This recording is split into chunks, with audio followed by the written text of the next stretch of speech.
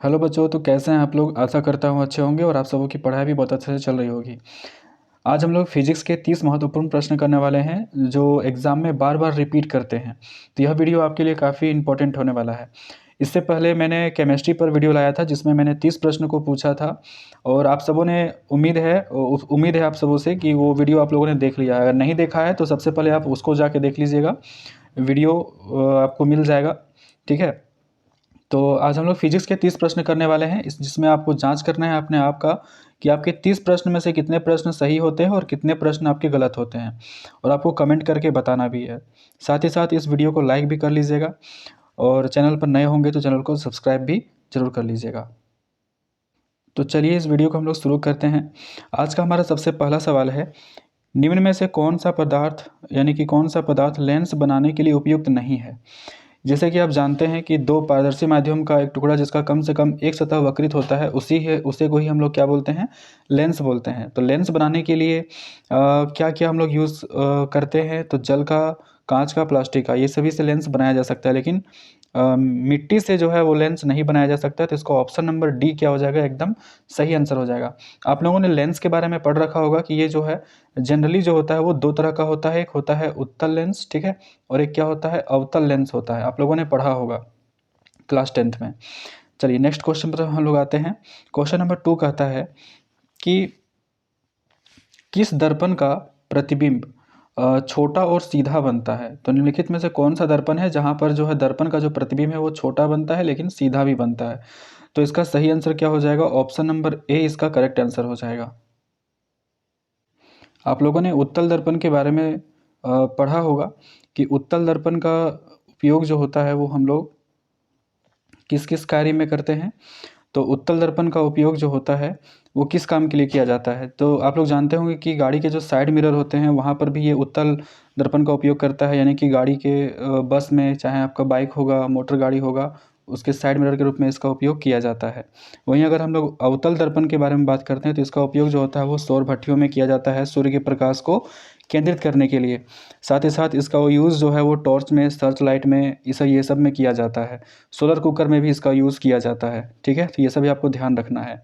चेहरा देखने के लिए भी हम लोग क्या करते हैं, यानी कि हजामती कार्य के लिए अवतल दर्पण का उपयोग करते हैं। समतल दर्पण का उपयोग जो है हम लोग अपने घरेलू उपयोग में करते हैं, ठीक है। चलिए नेक्स्ट क्वेश्चन पर हम लोग आते हैं। क्वेश्चन नंबर 3 कहता है, निम्नलिखित में से कौन बड़ा और वास्तविक प्रतिबिंब बनाता है। बड़ा और वास्तविक प्रतिबिंब कौन बनाता है, तो वो क्या हो जाएगा, अवतल दर्पण इसका सही आंसर हो जाएगा। नेक्स्ट क्वेश्चन पर हम लोग आते हैं। क्वेश्चन नंबर 4 कहता है कि किसी माध्यम में अपवर्तनांक का मान क्या होता है। तो इसका सही आंसर क्या हो जाएगा, साइन आई बटे साइन आर। आप लोगों ने स्नेल का नियम पढ़ा होगा, प्रकाश का अपवर्तन का नियम, ठीक है। आप लोगों ने अपवर्तन का नियम खूब पढ़ा होगा। स्नेल का जो नियम था उसमें बताया गया था कि साइन आई बट्टे साइन आर का जो अनुपात होता है वो स्थिर होता है, यानी कि एक कांस्टेंट होता है। तो इसको ऑप्शन नंबर क्या हो जाएगा, सी बिल्कुल सही आंसर हो जाएगा।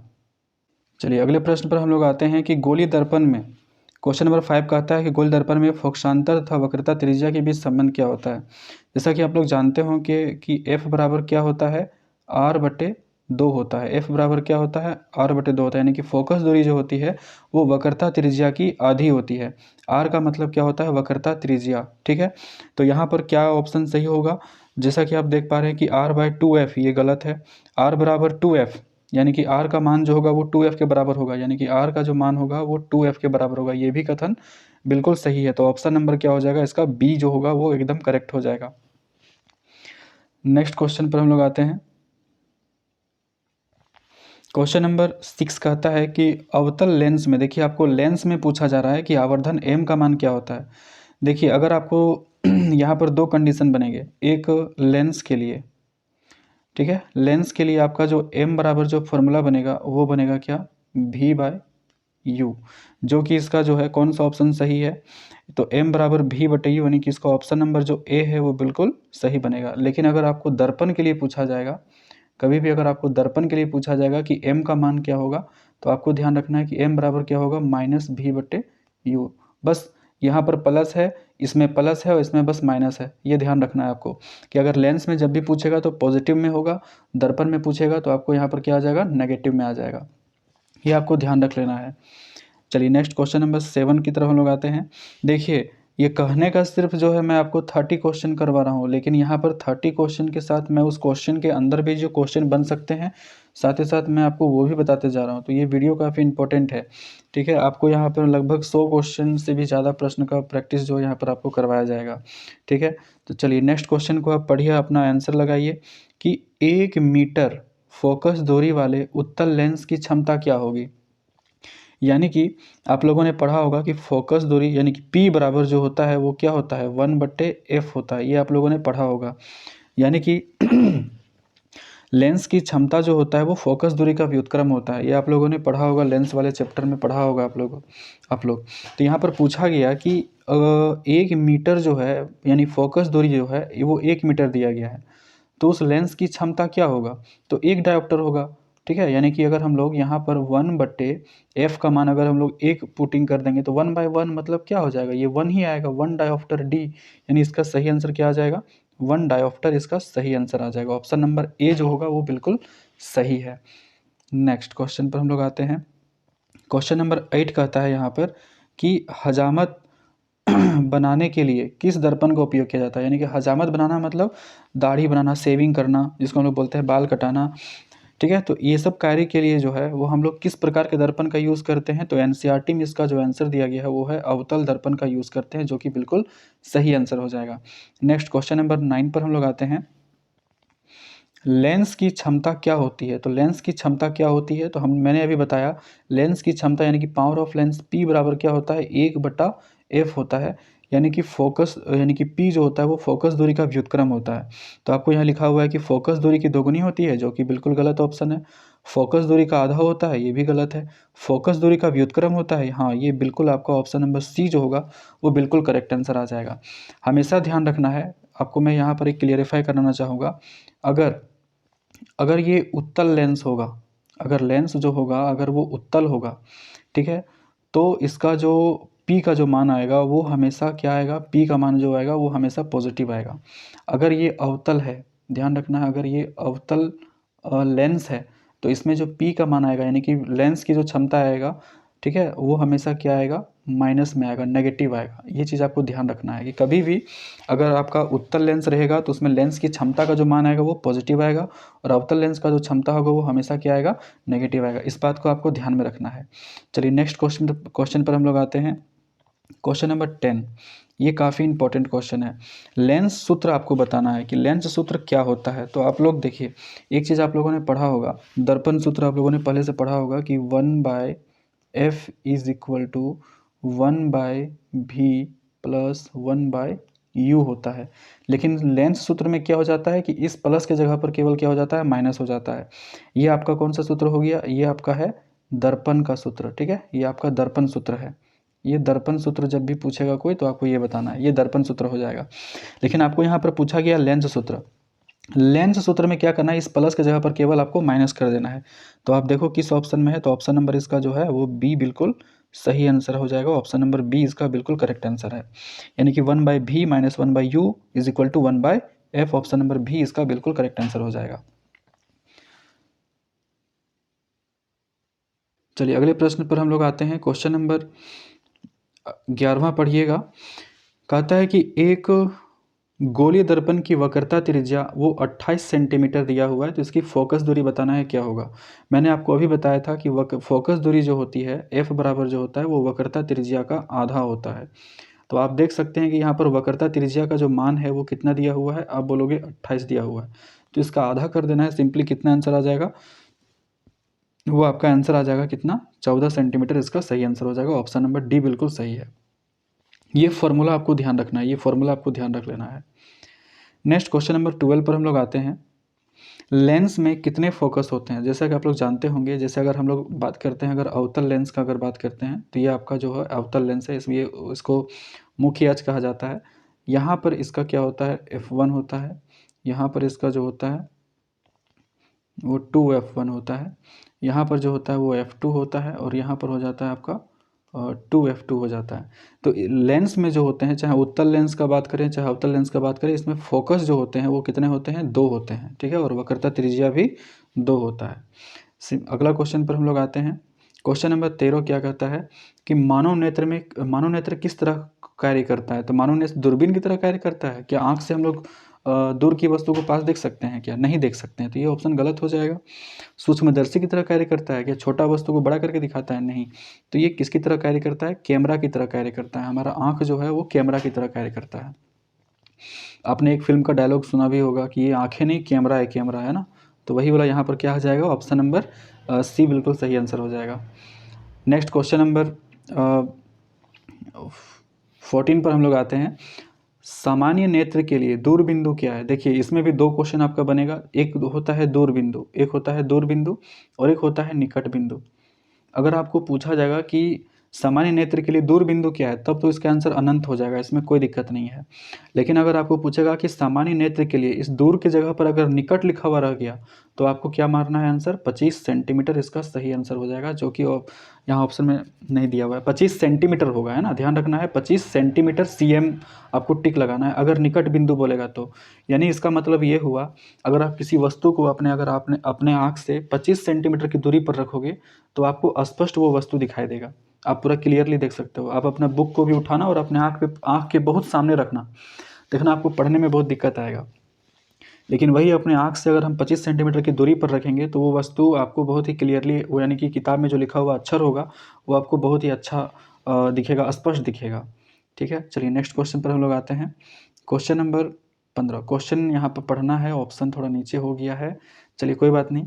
यहाँ पर लिखा हुआ मैं आपको पढ़ के बता देता हूँ कि एमीटर को निम्नलिखित में से किस में मापा जाता है ना, यानी कि एमीटर से निम्नलिखित में से किसे मापा जाता है? एमीटर से हम लोग जो है किसको मापते हैं? तो यहाँ ऑप्शन लिखा हुआ है, क्या धारा को मापते हैं, आवेश को मापते हैं, विभव को मापते हैं या विद्युत शक्ति को मापते हैं? तो ऑप्शन नंबर जो इसका जो ए है, विद्युत धारा को मापा जाता है, यानी कि विद्युत धारा मतलब क्या? आई, है ना, धारा को मापा जाता है। ठीक है, ये ध्यान रहेगा। आवेश आप लोगों ने पढ़ा होगा, आवेश जो होता है वो दो प्रकार का होता है, एक घन आवेश होता है और एक क्या होता है? ऋण आवेश होता है। विभव और विभवांतर को मापने के लिए जो है वोल्ट मीटर का प्रयोग किया जाता है। किसका प्रयोग किया जाता है? वोल्ट मीटर का प्रयोग किया जाता है, ध्यान रखना। विभव और विभवांतर को मापने के लिए किसका प्रयोग करते हैं? वोल्ट मीटर का प्रयोग करते हैं। और विद्युत शक्ति का जो ऐसा ही मात्रक होता है वो क्या होता है? वॉट होता है। इस बात को भी आपको ध्यान रखना है। नेक्स्ट एक न्यूमेरिकल क्वेश्चन है, छोटा सा, जो ऑब्जेक्टिव में आपका आता है, आपको इसे भी ध्यान रख लेना है। क्वेश्चन नंबर 16 क्या कहता है, पढ़िएगा आप सभी लोग। कहता है किसी बल्ब में 120 वॉट पर 2 एम्पियर की धारा प्रवाहित हो रही है ना, 220 वोल्ट है और 2 एम्पियर का जो है करंट जा रहा है।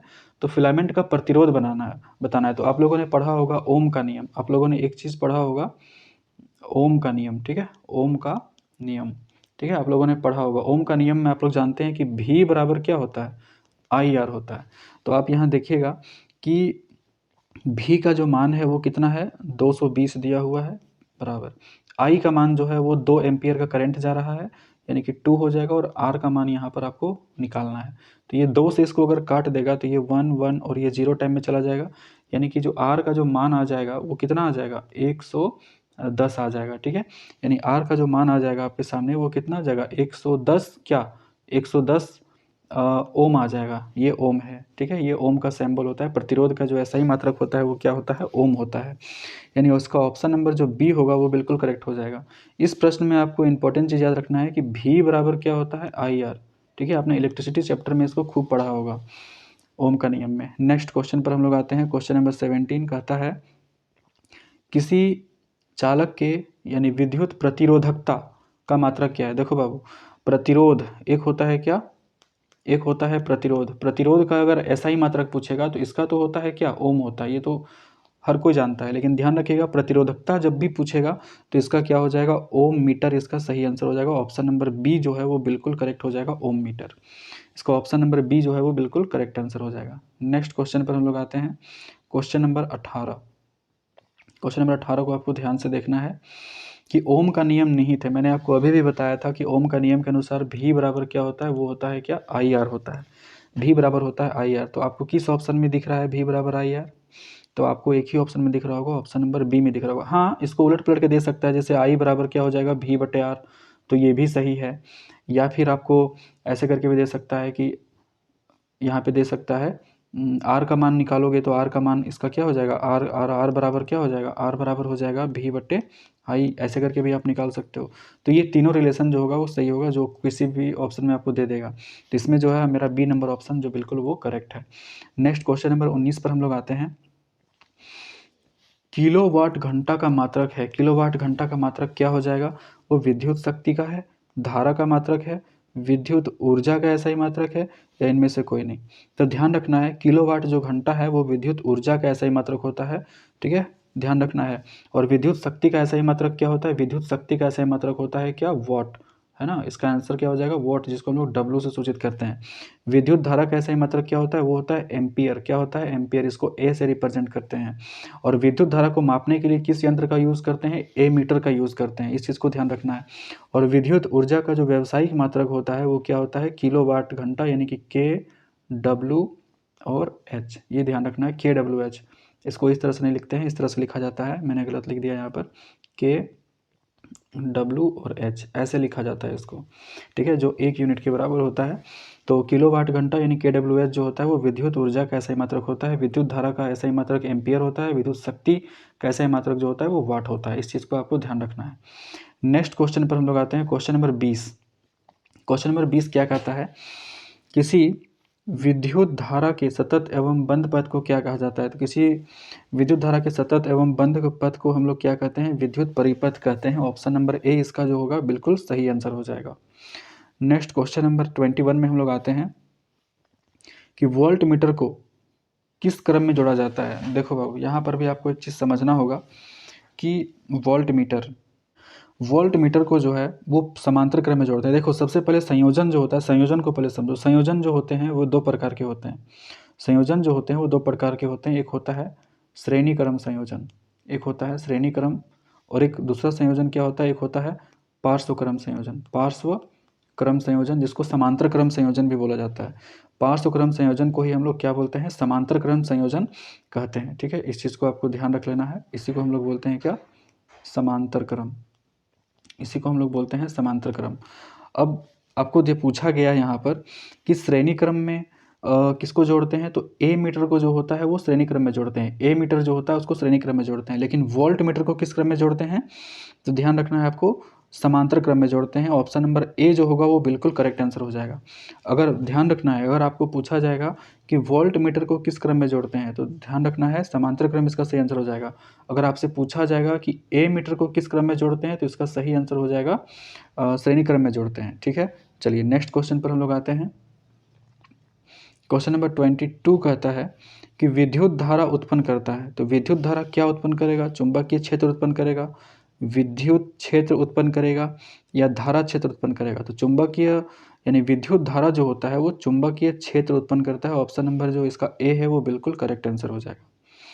अगला क्वेश्चन है, विद्युत का जो फ्यूज होता है, आप लोग देखे होंगे आपके घर में इलेक्ट्रिसिटी जो बोर्ड होगा, इलेक्ट्रिक बोर्ड होगा, उसमें एक फ्यूज़ होगा। आप लोगों ने कई बार देखा होगा कि वो जल करके टूट जाता है, कभी वोल्टेज का मान बढ़ जाता है या किसी कारणवश वो जो होता है ओवरलोडिंग के कारण वो जो होता है वो टूट जाता है।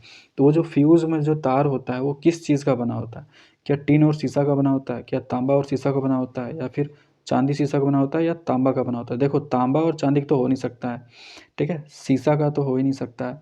आगे देखिए तांबा और शीशा ये भी नहीं हो सकता। तो ऑप्शन नंबर क्या हो जाएगा, ऑप्शन नंबर ए जो होगा वो बिल्कुल सही है, टीन और शीशा का, ठीक है, ध्यान रखना है। अगला क्वेश्चन पर हम लोग आते हैं, चुंबकीय क्षेत्र रेखाएं होती है। तो चुंबकीय क्षेत्र रेखाएं क्या होती है, खुली वक्र होती है, बंद वक्र होती है, आयताकार होती है, त्रिभुजाकार होती है। तो ध्यान रखना है, चुंबकीय क्षेत्र रेखाएं जो होती है वो क्या होती है, बंद वक्र रेखाएं होती है। नेक्स्ट क्वेश्चन नंबर पर हम लोग आते हैं, क्वेश्चन नंबर 25 पे कहता है विद्युत धारा के चुंबकीय प्रभाव की खोज किसने किया था। तो आप लोगों ने पढ़ा होगा ऑस्टेड ने किया था। इसका सही आंसर ऑप्शन नंबर बी हो जाएगा, सही आंसर हो जाएगा।